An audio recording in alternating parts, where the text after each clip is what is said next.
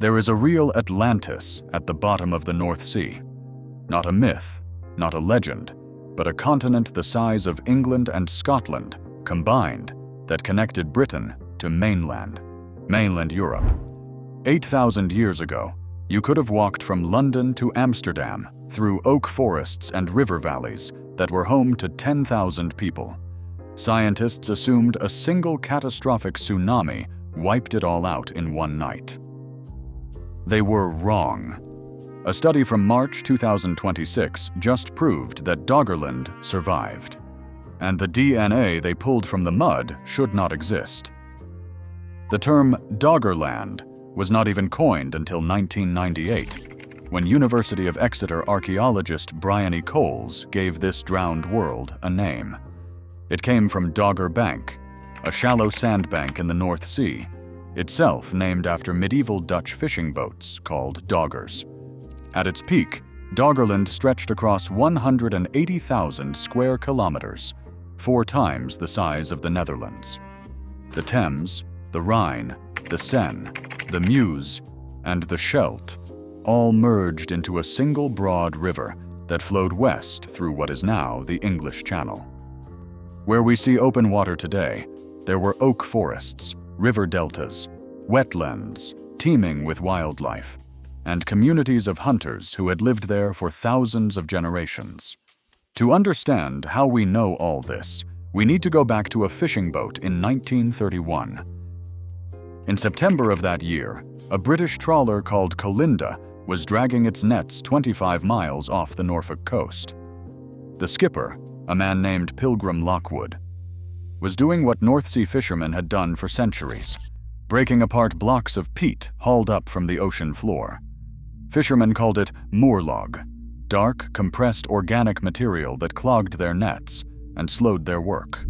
On this particular day, Lockwood swung his shovel into a chunk of moorlog from 120 feet below the surface.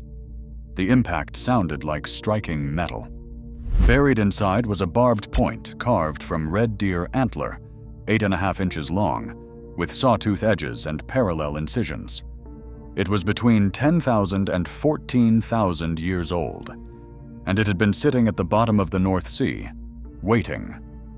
That harpoon is now in the Norwich Castle Museum, but in 1932, the Colinda went back and recovered more peat from the same area. 2 Cambridge botanists named H. and M. Godwin analyzed the pollen trapped inside.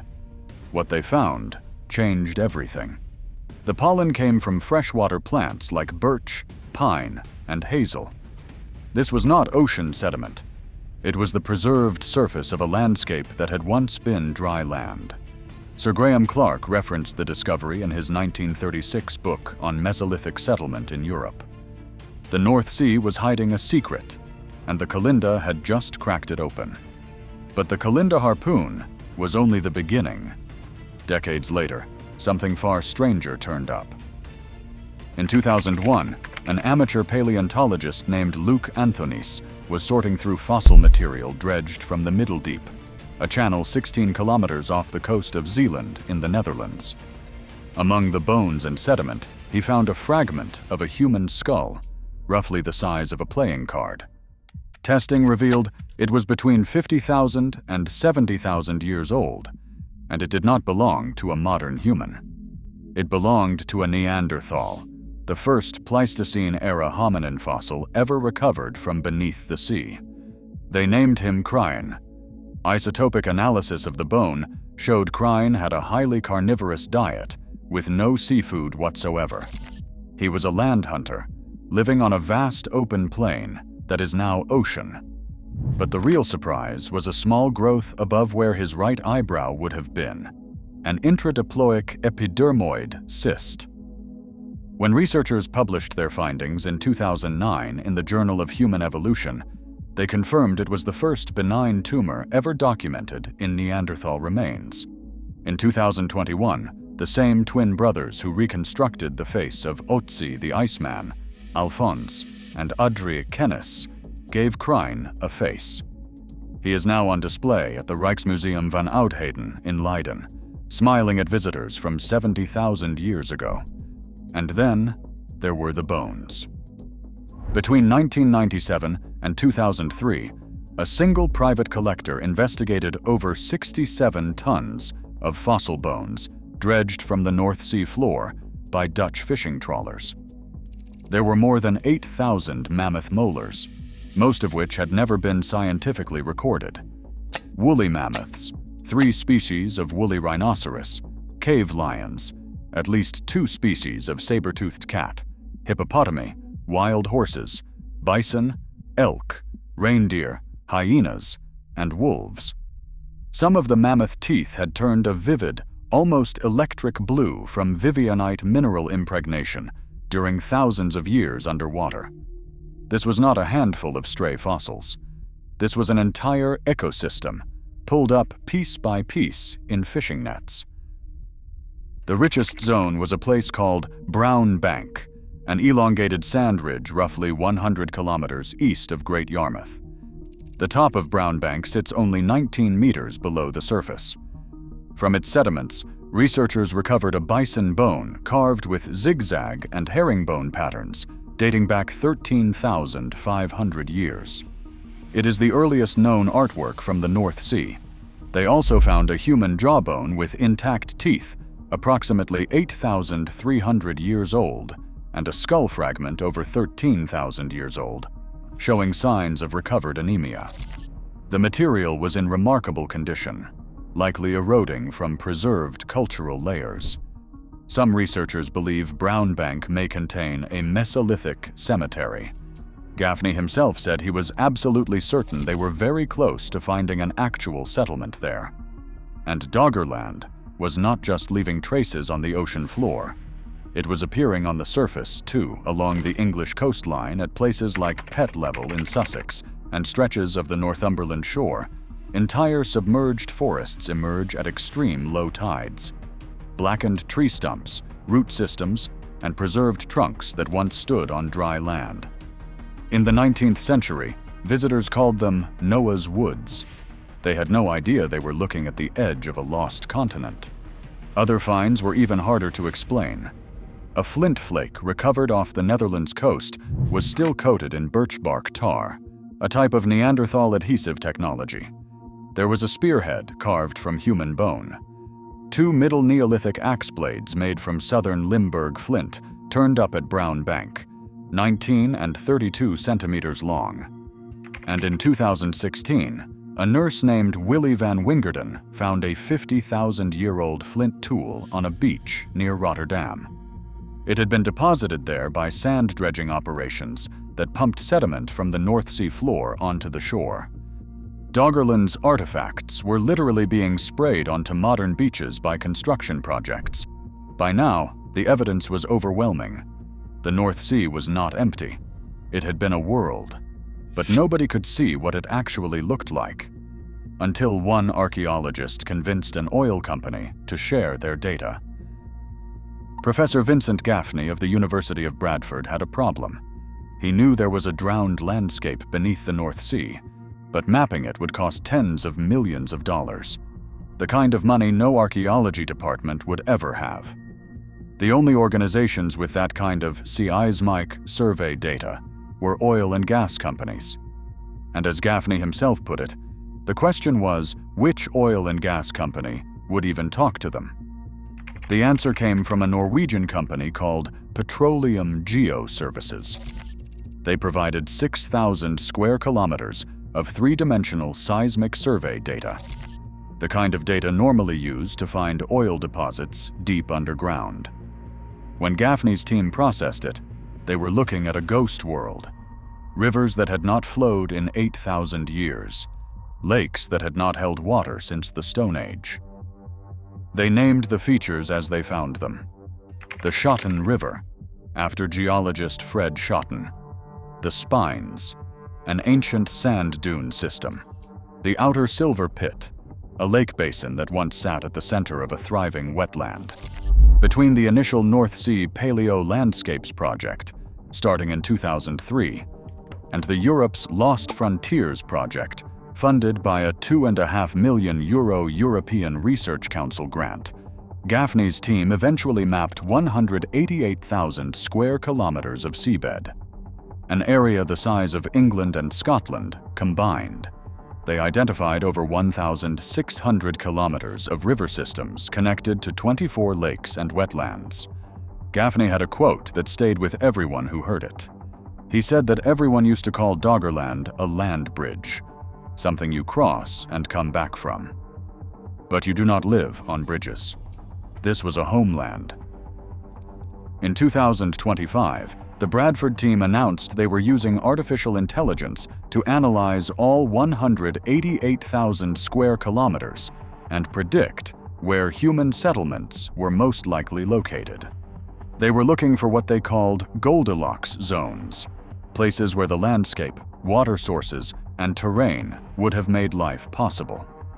Gaffney said they were now in a position to use artificial intelligence to predict where humans may have once lived on a landscape that had been underwater for thousands of years.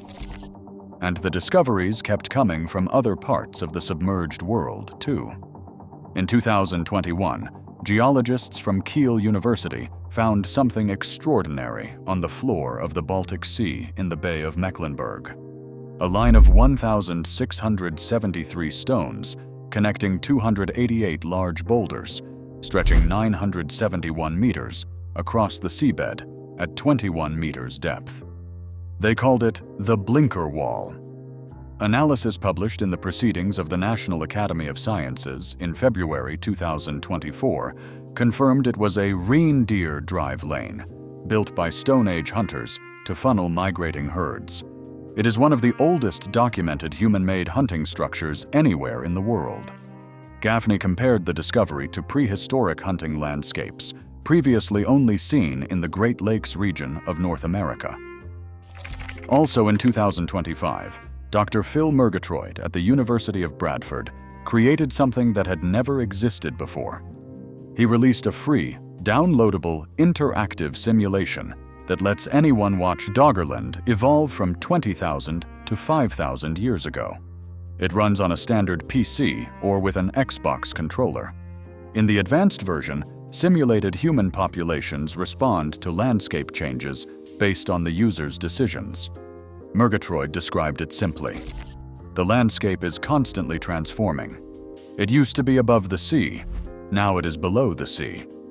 We know from archaeological sites on the surviving fringes of Doggerland what kind of people lived there.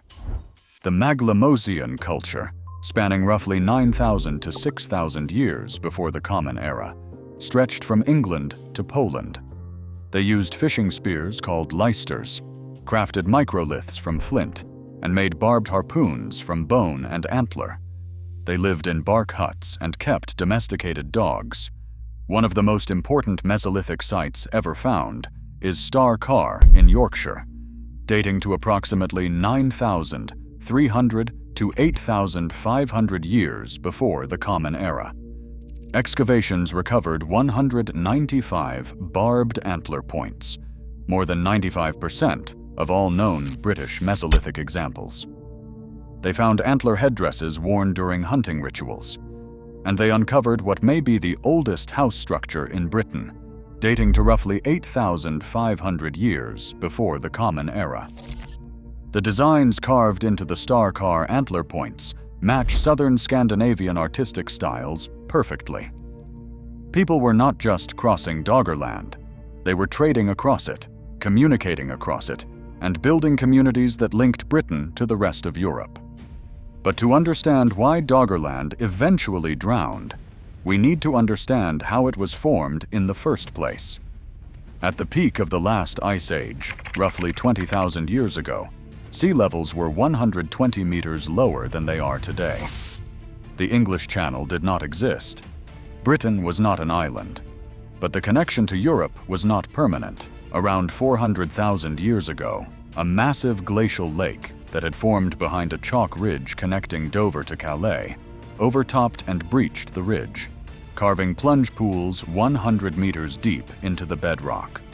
Then, approximately 160,000 years ago, a second megaflood carved valleys 50 meters deep through the same gap, with peak water discharge reaching roughly 1 million cubic meters per second. That is 200 times the flow of Niagara Falls. These two catastrophic floods created the structural channel that would eventually separate Britain from Europe as sea levels rose after the last ice age.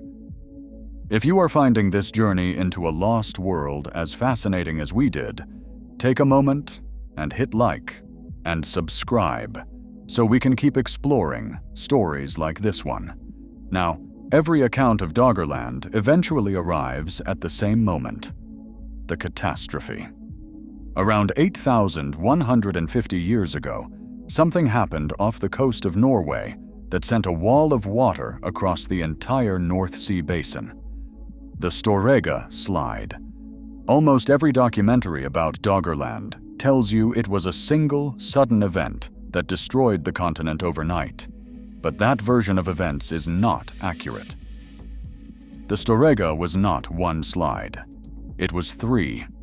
The first happened between 30,000 and 50,000 years ago. It was actually the largest of the three, moving nearly 3,900 cubic kilometers of sediment. The second, which occurred approximately 8,150 years ago, was the one that generated the tsunami. It cut back 6 to 8 kilometers beyond the scar of the first slide and sent two enormous sediment slabs, each 150 to 200 meters thick and up to 10 by 30 kilometers wide, sliding 200 kilometers down the continental slope. The third slide was a delayed collapse within the scar of the second. And in 2023, a paper published in Nature Communications by Botner and colleagues revealed something nobody had expected. A previously undetected slide called the Nyaga slide, roughly 20,000 years old, had already removed over 35 meters of sediment from the same area, material that had been incorrectly attributed to the Storegga event itself. This meant the famous Holocene tsunami was actually generated by a smaller slide than previously calculated, but it also meant that catastrophic slope failures in this region happen more frequently than anyone assumed. The tsunami generated by the second Storegga slide sent waves 20 to 25 meters high, crashing into the Shetland Islands. Along the Norwegian coast, run-up heights reached 10 to 12 meters. Eastern Scotland saw waves of 3 to 5 meters. Deposits from the event have been found up to 80 kilometers inland and 6 meters above normal tidal levels, scattered across Shetland, Orkney, eastern Scotland, and the northwest coast of England. A survey published in 2021 found that 46% of all recorded tsunami deposits in the entire Atlantic basin are attributed to this single event. Storegga is the most widely documented tsunami in Atlantic history. The trigger mechanism remains debated. One hypothesis involves methane clathrates, frozen methane deposits on the seabed, where a single cubic meter of solid clathrate expands to 164 cubic meters of gas when destabilized. An earthquake could have decomposed these deposits, producing massive gas bubbles that effectively lifted the seafloor sediment off its foundations. But a 2011 paper in the Holocene by Dawson, Bondevik, and Teller found no methane spike in Greenland ice cores from that period. The more accepted explanation is that accumulated glacial deposits simply became too heavy for the continental shelf edge, and an earthquake set the collapse in motion. For decades, the assumption was simple. Storegga hit, Doggerland drowned, end of story. But in 2020, a team led by Walker published a paper in Antiquity that challenged everything. They analyzed a sediment core labeled ELF001A, drilled from ancient river channels near a feature called the Outer Dowsing Deep in the southern North Sea. Inside that core, they found what they described as tsunami-like deposits, broken shells and coarse sediment jammed into what had been a quiet river system, 42 kilometers inland from the present coastline. The Storegga tsunami had reached far further south than anyone believed. But here is what mattered most. The sediment layers above the tsunami deposits told a story of recovery. Floodwaters withdrew. Plant life returned. The land did not stay underwater. Walker's team also reconstructed the coastline at various points in time and found that by 9,000 years ago, Doggerland was already breaking apart into what they called the Dogger Archipelago, a chain of islands and shrinking landmasses, fragmenting long before the tsunami ever arrived. Their conclusion was direct. Much of Doggerland became submerged before the Storegga event. The final loss came not from a single catastrophic wave, but from the slow and relentless rise of the sea. What about the people? Only 2 mesolithic sites have ever been confirmed beneath Storegga tsunami deposits. At the time of the event, an estimated 5,000 early humans were scattered around Britain. Researchers believe up to a quarter of Britain's entire Mesolithic population may have been killed by the waves. Near Inverness in Scotland, archaeologists found tsunami sand resting directly on top of scattered hunting camp artifacts. People had been living right there when the water arrived. For the survivors on Doggerland's remaining islands, life continued. But the sea kept rising. Generation after generation watched as the shoreline crept closer. The fishing grounds shifted, and the forests shrank. Britain finally became an island around 8,500 years ago. And still, pieces of Doggerland held on. That finding from Walker's 2020 paper sat in the academic literature for 6 years. And then came the study that changed everything. In March 2026, a team led by Professor Robin Allaby at the University of Warwick published a paper in the Proceedings of the National Academy of Sciences that represented the most comprehensive ancient DNA analysis ever performed on a drowned landscape. The numbers alone are staggering. 252 sediment samples were extracted from 41 marine vibrocores, drilled along a prehistoric river system now submerged approximately 30 kilometers off the English coast. 2 coring campaigns, one in 2016 using 5-meter vibrocores, and another in 2017 using 6-meter vibrocorers. The samples were processed using shotgun sequencing on an Illumina NextSec 500 platform. The result was over 1 billion DNA reads. 1,071,136,936, to be exact. But the real innovation was not the volume of data. It was how Allaby's team decided which data to trust. They developed a method to distinguish between what they called secure and insecure deposits. Fine silts and clays preserve 95 to 98% locally derived DNA because the slow-moving water that carries fine sediment deposits organic material before it has time to degrade. Coarse sands and gravels, on the other hand, contain 60 to 70% reworked DNA transported from elsewhere. By filtering out the unreliable samples, the team could reconstruct the actual local environment at specific points in time with a proprietary algorithm they called phylogenetic intersection analysis, achieving 96% accuracy. What they found in those reliable samples rewrote the timeline of Northern European ecology. First, they detected oak, elm, hazel, and alder DNA dating back 16,000 years. That is thousands of years earlier than pollen records from mainland Britain suggested. At that date, the scientific consensus said the landscape should have been treeless tundra, with ice sheets reaching down to the border of Scotland and England. Allaby told reporters that the environment was not pure tundra. There was enough there to sustain something that looked like a forest. Second, and this is the finding that made headlines, they detected DNA from Pterocarya, a wingnut tree in the walnut family. It was believed to have vanished from northwestern Europe approximately 400,000 years ago during the Pleistocene glaciations.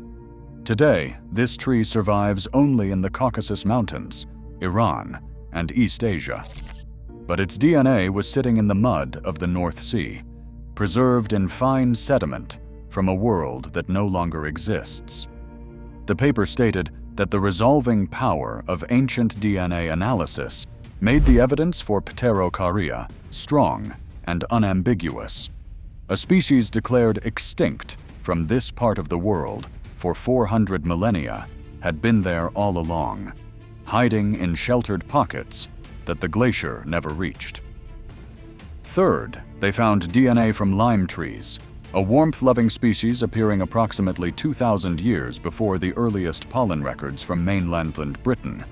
And fourth, they confirmed the presence of wild boar, deer, bears, and aurochs. Allaby emphasized the significance of wild boar in particular. Boar need dense forest cover and dependable food sources. Their presence confirmed that these were not scattered saplings struggling on a frozen plain. This was a functioning woodland ecosystem. And fifth, they reported a finding that directly contradicted the old Storegga narrative. Parts of Doggerland remained above water until approximately 7,000 years ago. Full submergence of the southern region may not have occurred until 6,000 years ago, at least 1,000 years later than previous estimates. Post-tsunami sediment layers still carried terrestrial DNA, meaning dry ground remained close enough and long enough for plants and animals to leave their genetic fingerprints. There is one more layer to this story that no existing documentary has ever connected. In 1899, a British geologist named Clement Reid published a calculation that would haunt botanists for over a century. He worked out that oak trees, based on their known seed dispersal rates, would have needed approximately 600 miles of migration and something close to 1 million years to reach their northernmost positions in Britain from their glacial refuges in southern Europe. But the oaks recolonized in just a few thousand years after the ice retreated. The math did not work. Scientists called it Reid's paradox. For 127 years, nobody could fully explain how temperate trees moved so far, so fast. Allaby's 2026 study provided the answer. The trees did not need to travel from Spain or southern France. They were already here, surviving in sheltered micro-refugia on Doggerland itself, in river valleys and lowland pockets where the glaciers could not reach. The paper stated that the presence of warm climate tree species, too early and too far north to have originated from classic southern refuges, signaled the existence of closer refugia in northwestern Europe. And the survival of Pterocarya for 400,000 years meant these pockets had persisted through not just the most recent ice age, but through multiple glacial cycles spanning hundreds of thousands of years. Here is the connection that makes this extraordinary. Clement Reid himself studied plant remains from Dogger Bank in 1913 and published his findings in a book called Submerged Forests. In 2026, Robin Allaby answered Reid's paradox using DNA extracted from the same seabed. 127 years from question to answer, both men looking at the same stretch of ocean floor. Gaffney put it best after the study was published. For many years, Doggerland was described as a land bridge, only significant as a route for prehistoric settlement of the British Isles. But now we understand that Doggerland was not only a heartland of early human settlement. The presence of that land mass provided a refuge for plants and animals, and acted as a fulcrum for how prehistoric communities settled and resettled northern Europe over millennia. So where does this leave us today? The parallels between Doggerland's drowning and our current situation are difficult to ignore. During the period when Doggerland was flooding, sea levels rose at a rate of 1 to 2 meters per century, with two sharp acceleration peaks around 10,300 years ago and 8,300 years ago, reaching 8 to 9 millimeters per year. In total, the sea rose approximately 37.7 meters, between 11,000 and 3,000 years ago. Between 2013 and 2022, the modern rate of sea level rise measured 4.62 millimeters per year. That translates to approximately 46 centimeters per century, and accelerating. For 2,000 years before 1850, the rate was essentially zero, barely measurable at 0.2 millimeters per year at most. The IPCC projects a rise of up to 84 centimeters by 2100, with worst-case scenarios of 1.6 meters not ruled out. Under those projections, modern rates could approach Doggerland era levels by the end of this century. Gaffney said something about this that deserves to be repeated. The global flooding that followed the last ice age was the last time humans experienced climate change at the scale we are talking about now. These landscapes were named and loved, just like the places people live in and know today. And climate change destroyed that. Approximately 190 million people currently live on land that is projected to be underwater by the end of this century. Jakarta alone is sinking at a rate of up to 28 centimeters per year. Luc Amkreutz, the curator of the Doggerland exhibition at the Rijksmuseum van Oud-Heden in Leiden, said something that deserves to be heard. He said that the people of Doggerland were living in a drowning landscape, just as we are today. And there is one final irony worth noting. Doggerland was revealed to science because of seismic data collected by the fossil fuel industry. Oil and gas companies searching for petroleum deposits inadvertently mapped the rivers, lakes, and coastlines of a lost world. Now that same stretch of the North Sea is earmarked for the Dogger Bank wind farm, set to become the largest offshore wind installation on Earth. The wind farm surveys are providing new data about the seabed, but the turbine foundations being driven into the ocean floor could permanently destroy archaeological sites that have never been excavated. Scientists are racing to survey the area before the construction window closes. Doggerland was found by fossil fuels and may be lost forever to renewable energy. There is a temptation, of course, to reach for mythology. Plato wrote about a great civilization on a vast, fertile plain, surrounded by mountains that vanished beneath the sea in a single day and night of misfortune. Some researchers have pointed out that the central plateau of Dogger Bank matches Plato's described dimensions of Atlantis within 2%. The Scottish and Scandinavian mountains to the north, the Storegga Tsunami as the sudden destruction, and Plato's date of roughly 9,500 years before his time all overlap with peak Doggerland habitation. The physical parallels are there. But Plato described bronze weapons, 1,200 warships, war chariots, temples, and 60,000 organized military divisions.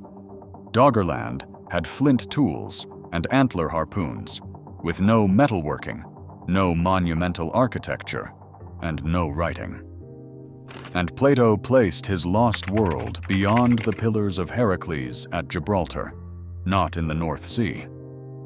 Doggerland does not need mythology to be extraordinary. It is a real place, with real people, confirmed by real DNA. A continent that connected Britain to Europe, survived a catastrophic tsunami, sheltered forests through ice ages that lasted hundreds of thousands of years, and ultimately drowned so slowly that its inhabitants watched it happen, generation after generation. Gaffney said, "We probably know less about the peoples who inhabited these vast landscapes than we know about the far side of the moon, and the North Sea is still rising."